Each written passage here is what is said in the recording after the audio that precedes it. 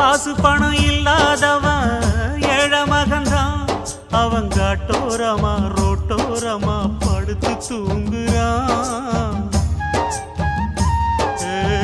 சொத்து சொகம் உள்ளவனோ செல்வ மகன்தான். அவன் பஞ்சு மெத்த போட்டிருந்தும் முழிச்சு ஏங்குறான். எது மற்ற பேர்களுக்கு ஏது கவலை, 4 காசு வச்சிருந்தா 100 கவலை. இங்கு ஆசை வச்ச நெஞ்சுக்கெல்லாம் அமைதி இல்லையே. என்ன வேலை அது என்ன வேலை, மன நிம்மதிதான் இங்கு என்ன வேலை.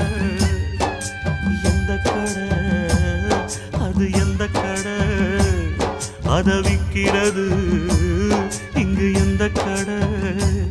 பணங்காசுதான் அள்ளி வீசிதான் அடடா அதுதான் கடையில் கிடைக்காதே.